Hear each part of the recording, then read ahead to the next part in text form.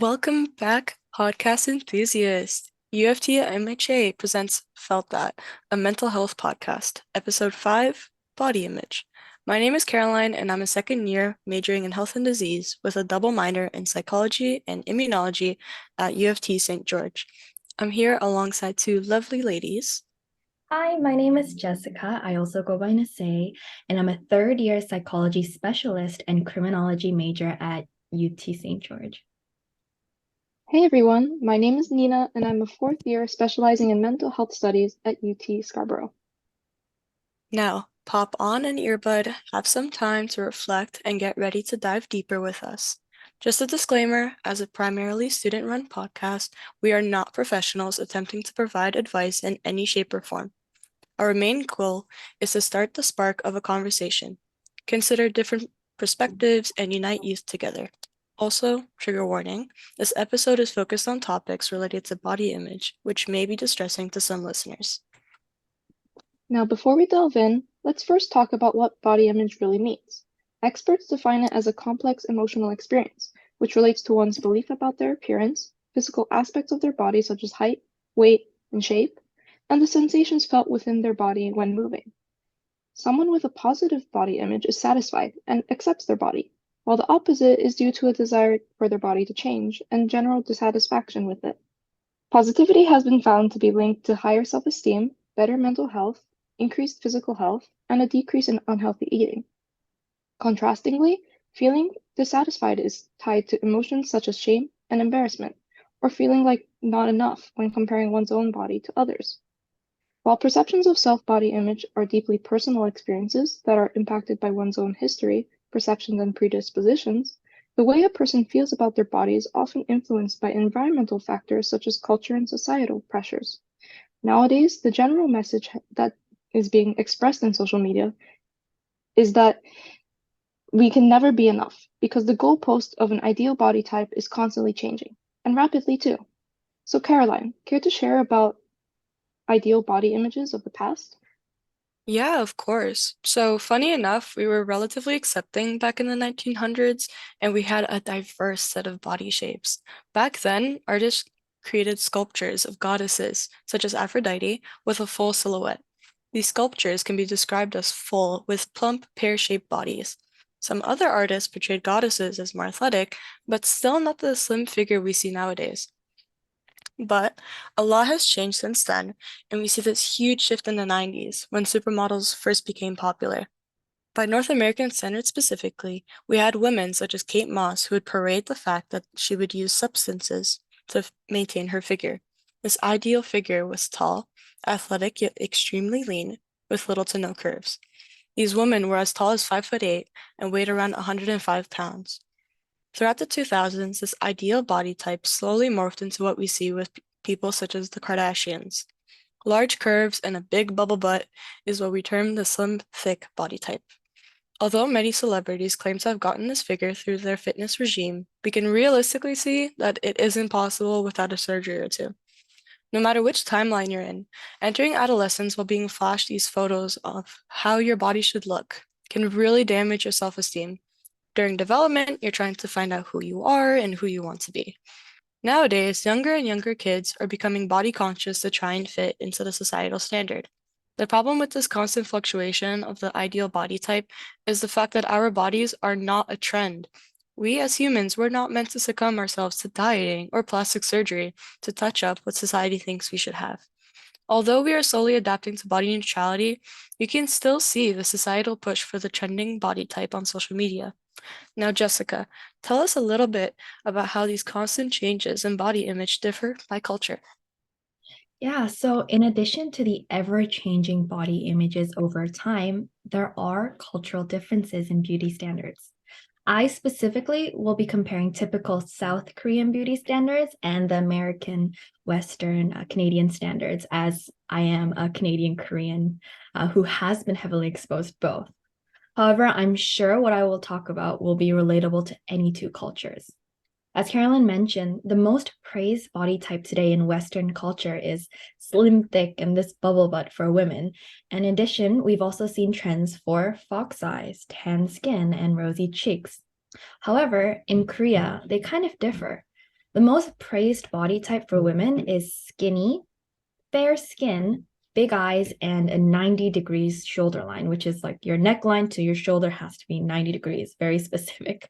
Furthermore, Korean culture for many years now has praised this under 50 kilograms category for women, which is around 110 pounds, and under 70 kilogram for men, which is around 155 pounds, where regardless of height, anyone above their category is considered overweight, which is very, I don't even know where they got these numbers.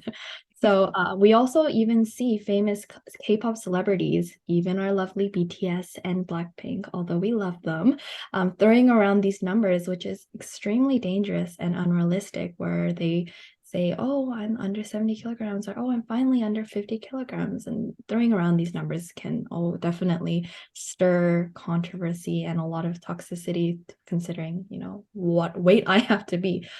When people are exposed to beauty standards from two different cultures that are sometimes contradictory, it can create a sense of confusion and conflict in terms of their self-image and identity. This conflict can lead to negative effects on one's mental health, such as low self-esteem, body dissatisfaction, and even eating disorders. It can also lead to a sense of not fully belonging or fitting into either cultural group. This can especially be difficult for individuals who feel pressured to conform to both sets of beauty standards. If we are hung up on these ever-changing standards, it seems like we will never be beautiful enough, which is not true. It's important to recognize that beauty standards are often shaped by cultural and societal factors, and there is no one right way to look. It's okay to appreciate and embrace the unique features that make us who we are, regardless of whether we fit into a particular cultural ideal. Now that we've learned a bit about cultural differences, what about gender differences?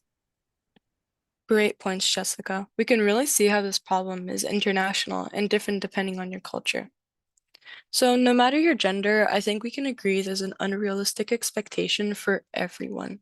Someone is always telling you to be bigger here, smaller there, and without considering the fact that, hello, we're human, we are not Play-Doh that can be morphed whenever and wherever. So, let's just give our male audience some love and talk about the male beauty standards first. I think we all know the gym bro craze, but I think we fail to acknowledge that a part of that community stems from toxic masculinity. Sometimes there are these narratives when a guy ends a relationship where we all say, damn, time to hit the gym. Getting exercise and having that glow up is fantastic. And kudos to all of you gym bros. You guys are so kind whenever I don't know how to use a machine at Heart House. But I think we should try and encourage them to be okay with vulnerability and validating that it's okay if they don't feel okay. Another thing to note is that there's this subculture of underdiagnosed eating disorders in gym culture, likely because their body image issues may look qualitatively different than women's in many ways. But that doesn't necessarily mean that they experience it less than women. There's this hyperfixation on calorie counting in terms of food, taking large amounts of supplements, going to the gym every single day for a set amount of hours, which can often lead to harmful body image issues among various men. For example, they feel guilty when they miss a day of working out or when they eat greasy food. Like, it's okay to enjoy some McDonald's, my man, I promise. Same is likely true for body dysmorphia. For instance, studies have shown that men are as likely as women to experience body dysmorphia-like symptoms, but in different ways, suggesting difficulties in their body image issues too. Just a quick disclaimer for anyone listening, if you do any of the things mentioned above in regards to the gym, as long as you stay healthy and kind to yourself, do whatever makes you happy. We are not judging. I think one story that really stood out to me though was this interview with Taylor Lautner.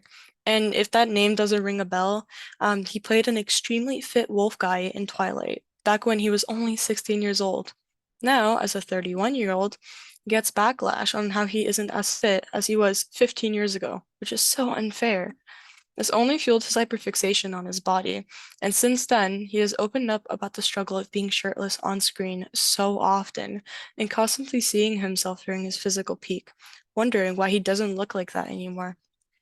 I think he has a great quote saying, I think you need to get to a place where you realize that your body and how your body looks doesn't say anything about you as a person. And I think we can all take something from that. I mean, hey, we as university students will see soon that our bodies will not look the same as our 16-year-old selves too. And that's fine. You do not need to be obsessed with looking your absolute best and managing your protein intake 24/7. If you want to, go for it. But you do not need to hyperfixate on looking a certain way. We are growing up and practically going through a second puberty. So remember, guys, you should love yourself no matter your height or your weight or whatever else people pressure you to fix, because MHA loves you. Female body standards is something that I can probably go off on for another 20 minutes if we had the time, but sadly we do not. I think we can all relate though to seeing the magazines while waiting to check out groceries that say, here's the best new diet to get that summer body, or something like that. No matter what, women are constantly nitpicked for things we have naturally. Like body hair, absolutely not. Shave it all off until you're silky smooth. Cellulite, once again, absolutely not. Society tells us we shouldn't embrace our tiger scars, which is so unfair. I'll let Nina take over and explain how social media just makes these standards worse.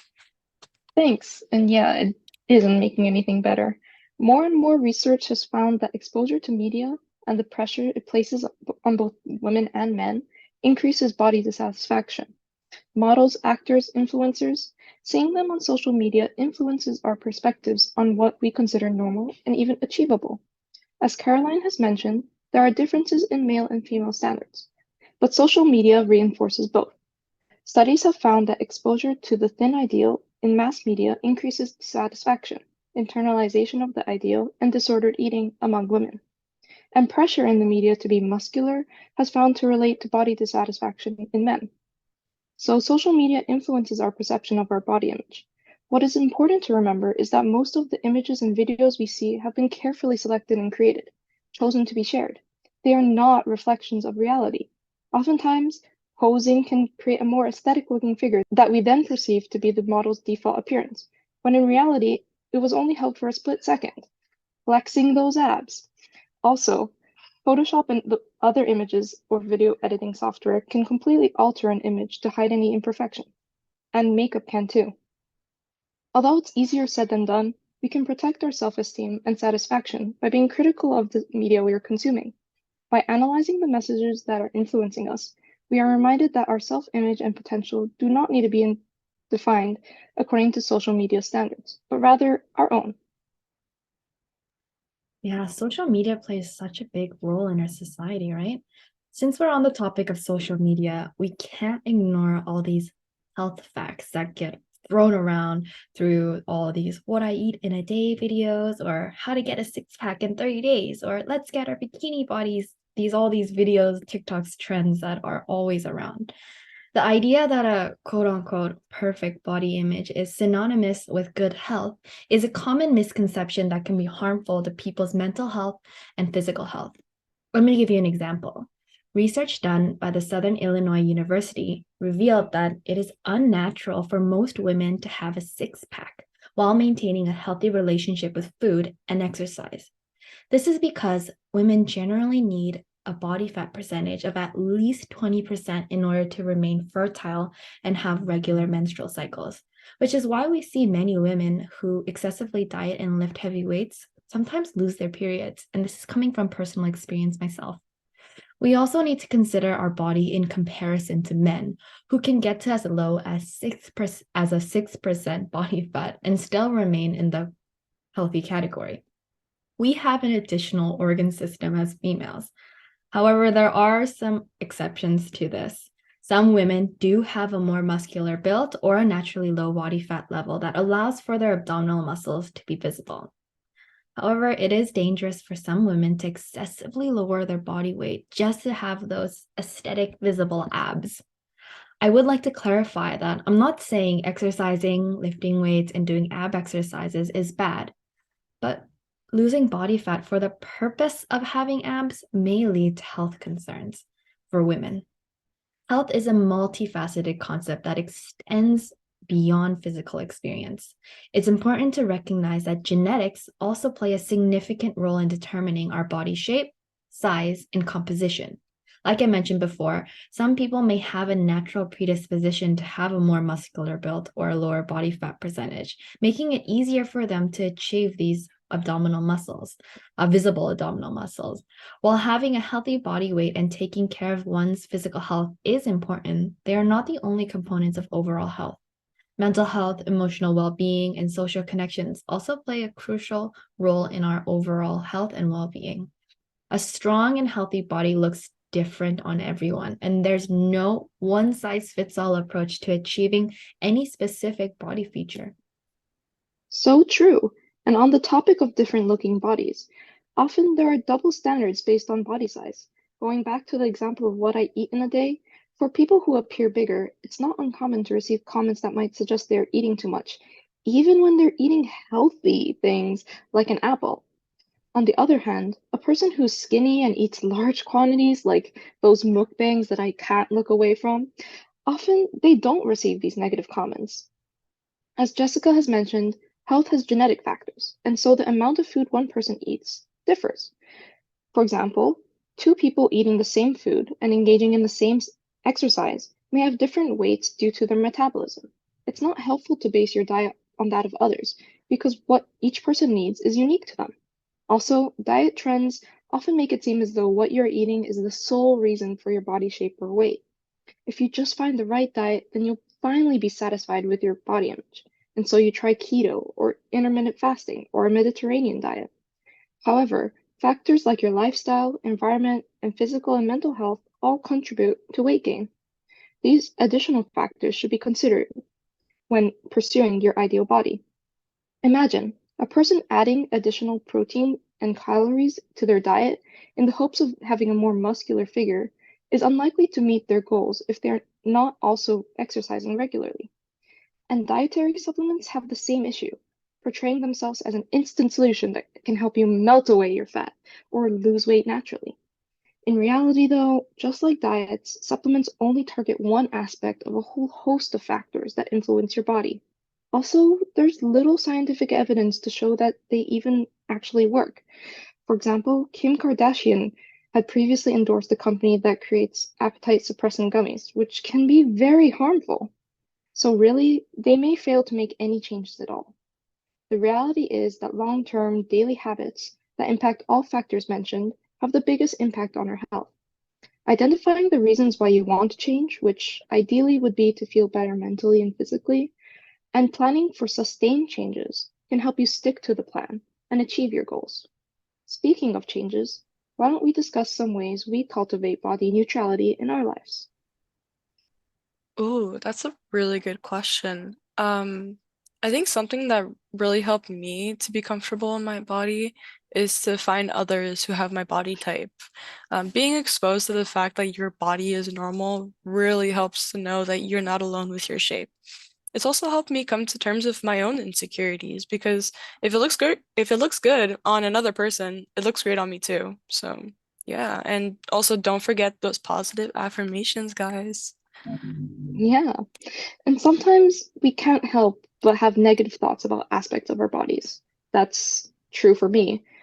And one thing that helps me is countering these automatic thoughts by focusing on things I do like about myself. I make a list of positive things I associate with my body, such as things it allows me to do, like going on walks in the park, and ways I can be grateful for it, like petting a cat.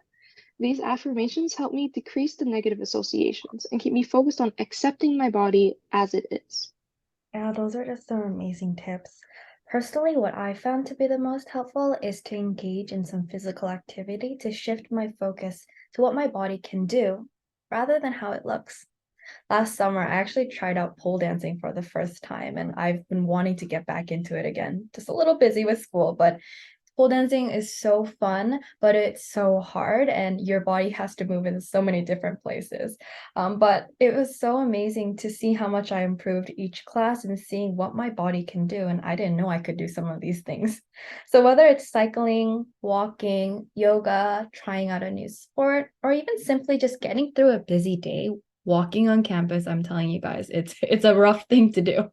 It's important to compliment yourself and appreciate how your body nourishes you takes you everywhere, and provides you with energy despite its size and appearance. So thanks for tuning in to this episode on body image. We hope that everyone engaged in celebrating will engage in celebrating and embracing our own unique bodies. These are extremely stressful times for us university students, everyone with finals around the corner, that final push with assignments. However, we want to remind all of our listeners today to prioritize self-care, self-love, and embracement in your journey towards health and wellness. Stay tuned for our future episodes every Tuesday at 8 p.m. for more. Thanks for listening and goodbye.